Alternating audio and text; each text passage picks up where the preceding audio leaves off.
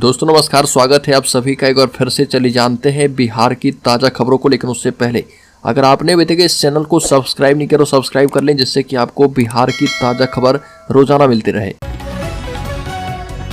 सबसे पहली खबर की बात करें तो बिहार के डीएसपी फैज खान ने महिला दरोगा से कहा कि बेड पर आ जाओ, थानेदार बना दूंगा। अब सस्पेंड किए गए हैं। इस मामले में एक मंत्री ने उन्हें बचाने की भी पूरी कोशिश की थी। बिहार के मोहनिया के कुकर्मी डीएसपी फैज अहमद खान आखिरकार निलंबित कर दिए गए।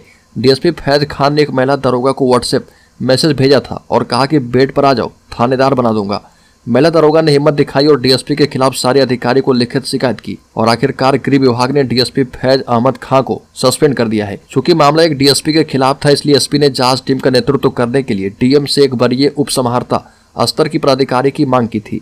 डीएम ने वरीय उप समाहर्ता सविता कुमारी को जांच टीम में शामिल करने की मंजूरी दी थी और डीएसपी पर लगे आरोपों की जांच के लिए बनी 5 सदस्यीय समिति में वरीय उप समाहर्ता के अलावा महिला थाने की पूनम कुमारी, सरदार वल्लभ भाई कॉलेज की एसोसिएट प्रोफेसर सीमा पटेल भी शामिल थी। बता दें कि 4 महीने से दबी फाइल पर जब डीआईजी नवीन चंद्र झा की नजर पड़ी तो डीआईजी नवीन चंद्र झा ने बड़ा एक्शन लेते हुए डीएसपी के खिलाफ विभागीय कार्रवाई करने का आदेश दिया।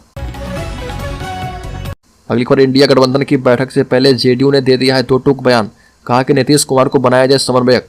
19 दिसंबर को इंडिया गठबंधन की महत्वपूर्ण बैठक हो रही है, जिस पर देश की सियासत की निगाहें तो गड़ी हुई है, वहीं बिहार के राजनीतिक हलके में भी बैठक को लेकर सरगर्मी तेज है। खासकर नीतीश कुमार की भूमिका को लेकर कि क्या नीतीश कुमार को कन्वेनर यानी कि समन्वयक बनाया जा सकता है।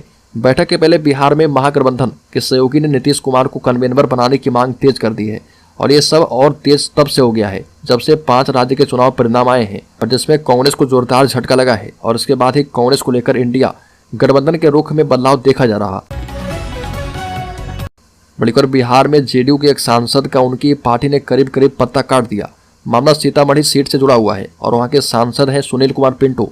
लेकिन अब जो नई कहानी सामने आ रही है उसके मुताबिक बिहार विधान परिषद के सभापति और मुख्यमंत्री नीतीश कुमार की पार्टी जदयू के वरिष्ठ नेता देवेश चंद्र ठाकुर सीतामढ़ी लोकसभा क्षेत्र से 2024 के उम्मीदवार होंगे। देवेश चंद्र ठाकुर एक कार्यक्रम के दौरान बतौर अतिथि सामने आए थे और इसी सम्मेलन में शिरकत करने के दौरान विधान परिषद के सभापति देवेश चंद्र ठाकुर ने ऐलान कर दिया कि सीतामढ़ी लोकसभा सीट से वो चुनाव लड़ेंगे। बड़ी खबर, राज्य के वैशाली जिले में परिवार को ट्रेन पर नहीं चढ़ा पाया लड़का तो गुस्से में तोड़ दी पेंट्री कार का शीशा। नाबालिग को आरपीएफ ने कर लिया है अरेस्ट। बिहार के वैशाली जिले के भगवानपुर में ट्रेन पर किया गया पथराव। ट्रेन पर चढ़ाने आए परिजन को नहीं चढ़ा पाने पर नाबालिग गुस्सा हो गया और ट्रेन के शीशे फोड़ दिए, जिसको लेकर नाबालिग को आरपीएफ ने गिरफ्तार कर लिया है। अब पूछताछ के लिए आरपीएफ पुलिस उसे अपने साथ आरपीएफ पुलिस मुजफ्फरपुर थाने ले गई है।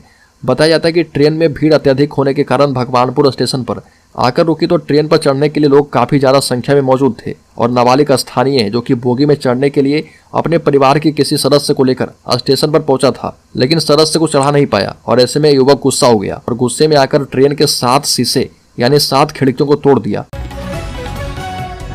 बड़ी खबर, दरभंगा के श्यामा माई मंदिर में बलि देने पर लगी रोक का विरोध करते हुए गिरिराज सिंह ने पूछा कि क्या बकरीद पर इस तरह की रोक लगा सकते हैं।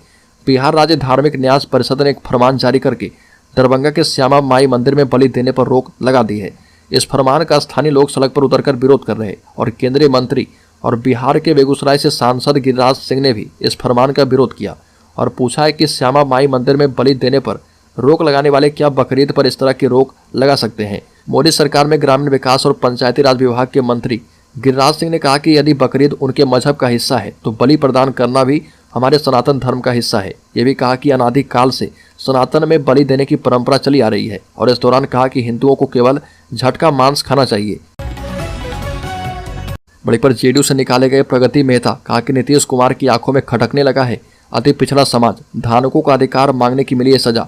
बिहार के सियासी गलियारे से एक बड़ी खबर सामने आ रही है। जेडीयू के पूर्व प्रदेश महासचिव प्रगति मेहता पर गाज गिरी है और उन्हें पार्टी से 6 साल के लिए निष्कासित कर दिया गया है। इस सिलसिले में प्रगति मेहता ने सोशल मीडिया पर एक पोस्ट साझा किया। प्रगति मेहता ने अपने पोस्ट के जरिए पार्टी के शीर्ष नेतृत्व पर अपनी भड़ास निकाली है और कहा कि जातीय गणना में धानुक समाज की संख्या कम दिखाई गई थी, जिस पर मैंने मुख्यमंत्री नीतीश कुमार से इसमें सुधार करने का आग्रह करते हुए पत्र लिख दिया था और इसी नाराजगी की वजह से बिना किसी नोटिस के अलोकतांत्रिक तरीके से मुझे पार्टी से निष्कासित कर दिया गया और ये तरीका दिखाता है कि जदयू में अब सामंती मानसिकता का वर्चस्व हो चुका है। बड़ी खबर, बिहार के सभी मंदिरों में बलि पर रोक, राज्य धार्मिक न्यास परिषद ने दी है जानकारी। धार्मिक न्यास परिषद ने कहा कि हम जितने भी मंदिरों का निबंधन करते हैं उसकी एक योजना बनाते हैं और इसमें किसी तरह से पशुओं के साथ क्रूरता नहीं होनी चाहिए, क्योंकि वो भारतीय संविधान के तहत दंडनीय है। हम इस बात का ख्याल रखते हैं कि हमारी समिति इस बात को बढ़ावा न दे। दरभंगा श्यामा माई मंदिर पर उन्होंने कहा कि वहाँ की समिति और प्रशासन मिलकर इस बात का फैसला करेंगे। हमारा कहना बस यही है कि किसी भी तरह से पशुओं पर क्रूरता नहीं होनी चाहिए। बढ़कर बिहार में 100 दिनों के अंदर 3 दर्जन से अधिक व्यवसायी की हत्या। नीतीश सरकार पर बीजेपी ने साधा निशाना। 1995 से 2004 के दौर में ले जाने की कोशिश की गई है।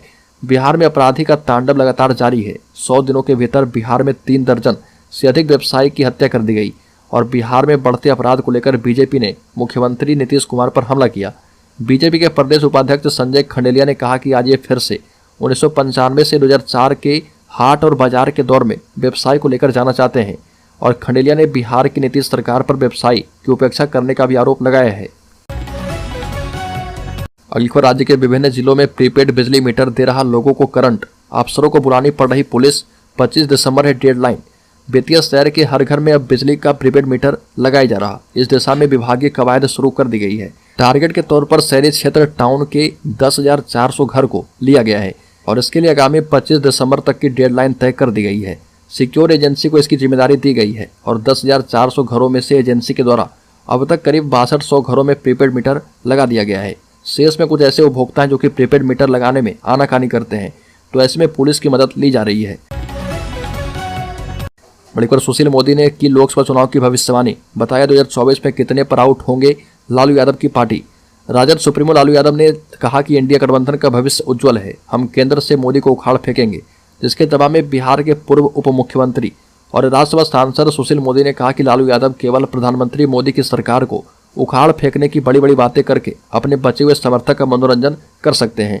वह भूल गए कि 2019 के संसदीय चुनाव में उनकी पार्टी शून्य पर आउट हो गई थी, जबकि बीजेपी पहले से भी बड़े बहुमत के साथ सत्ता में लौटी थी। सुशील मोदी ने कहा कि इंडिया गठबंधन अपना संयोजक तय कर ले तो वही बड़ी बात होगी। पीएम पद के लिए उम्मीदवार तय करना काफी मुश्किल काम होगा। अगली खबर, बिहार में 29 और बीपीएससी शिक्षकों ने छोड़ दी नौकरी। पटना में सैकड़ों शिक्षकों ने अब तक नहीं लिया नियुक्ति पत्र। बिहार में नवनियुक्त शिक्षकों के इस्तीफे का सिलसिला जारी है और पटना के 25 बीपीएससी शिक्षकों ने अपना इस्तीफा सौंप दिया है, जबकि कैमूर में भी 4 शिक्षकों ने अपना त्यागपत्र दे दिया है। शिक्षकों के त्यागपत्र देने के बाद उन स्कूलों में शिक्षकों की कमी अचानक हो गई है। बड़ी संख्या में नियुक्त शिक्षक अपना नियुक्ति पत्र लेने नहीं पहुंचे और पटना में सैकड़ों शिक्षकों ने नौकरी में दिलचस्पी नहीं दिखाई है, जबकि कैमूर में भी 100 से अधिक शिक्षकों ने अब तक नियुक्ति पत्र नहीं लिया है। अगली खबर, चिराग की पार्टी के पद से उल्लास पांडे का इस्तीफा। कहा कि राजनीति के कारण सीबीआई के किसी अफसर ने हमें फंसा दिया है। उल्लास पांडे ने कहा कि बिहार में बहुत सारे नेता अनैतिक रूप से पदों पर बैठे हैं, लेकिन चूंकि सीबीआई के आरोप पत्र में 10-11 साल के बाद भी मेरा नाम जोड़ा गया है, तो चार्ज सीटेड होने के कारण पार्टी के दिए पद से इस्तीफा दे चुका हूं। उल्लास पांडे ने कहा कि स्वर्गीय ब्रह्मेश्वर मुखिया से मेरी कोई लड़ाई नहीं थी। उनकी मौत से हमें क्या फायदा मिलना था और ना ही मिला, और इससे 10 लाख का इनाम रखा गया था। संभव है कि इसी इनाम के लिए किसी बेरोजगार को खड़ा करके किसी अफसर ने मुझे फंसाने की साजिश रची हो। उल्लास पांडे ने कहा कि मीडिया के माध्यम से हमें ज्ञात हुआ है कि 10-12 साल पुराने हत्याकांड में सीबीआई ने हमें आरोपित बना दिया है। मणिपुर जमुई जिले में अपराधी ने जदयू नेता पवन साह को मारी गोली। पटना रेफर। बेखौफ अपराधी ने रात मईसौड़ी चौक स्थित गली में जदयू की युवा नगर अध्यक्ष सह पूर्व वार्ड पार्षद पवन साह को गोली मार दी और घटना के बाद फौरन स्थानीय लोगों की मदद से स्वजन के द्वारा अनंत फानन में इलाज के लिए डॉक्टर नीरज शाह के क्लिनिक में भर्ती करवाया गया। एक गोली छाती और एक गोली करपट्टी में मारी गई, जिस वजह से पवन साह की गंभीर स्थिति को देखते हुए डॉक्टर नीरज शाह ने प्राथमिक उपचार के बाद बेहतर इलाज के लिए पटना रेफर कर दिया है। और बताया जाता है कि पवन साह अपने घर से महीसौड़ी चौक पर आए थे और अंडा लेकर वापस अपने घर लौट रहे थे। इसी दौरान महीसौड़ी चौक स्थित बगल के गली में पहले से घात लगाए ऑटो पर बैठे अपराधी ने ताबड़तोड़ गोली चला दी। मणिपुर सीबीआई ने किया दावा। कहा कि राजनीतिक प्रतिशोध में हुई थी ब्रह्मेश्वर मुखिया की हत्या। रणवीर सेना के प्रमुख ब्रह्मेश्वर मुखिया और ब्रह्मेश्वर मुखिया की हत्या राजनीतिक प्रतिशोध में की गई थी और यह दावा जो है केंद्रीय जांच एजेंसी सीबीआई ने आरा जिला एवं सत्र न्यायालय के सेशन जज तृतीय के कोर्ट में दायर 24 पन्नों के पूरक आरोप पत्र यानी चार्जशीट में किया है। सीबीआई के डीएसपी बी दीक्षित ने हत्या आर्म्स एक्ट एवं साजिश अधिनियम के तहत यह आरोप पत्र दाखिल किया है। पूरक चार्जशीट के मुताबिक सीबीआई को जांच में पता चला कि जुलाई 2011 में जेल से बाहर आने के बाद ब्रह्मेश्वर मुखिया की बक्सर, भोजपुर, रोहतास, जहानाबाद, गया और औरंगाबाद जिलों में विशेष जाति, किसान और मजदूरों के बीच बढ़ती लोकप्रियता से प्रतिद्वंदी के राजनीतिक करियर पर प्रतिकूल प्रभाव पड़ना शुरू हो गया था। सीबीआई ने चार्जशीट में कहा कि परमेश्वर मुखिया ने इन क्षेत्रों के किसान और मजदूरों को एकजुट करना शुरू कर दिया था और राष्ट्रवादी किसान संगठन का गठन किया था। साक्ष्य के तौर पर यह भी जिक्र किया गया है कि उस समय हुलास पांडे का समर्थन क्षेत्र भी भोजपुर, बक्सर और रोहतास जिले में मुख्य रूप से एक ही समुदाय विशेष के बीच था और उसे डर था कि अपने राजनीतिक पतन की शुरुआत तो नहीं हो गई है और उसी कारण उसने हत्या कर दी।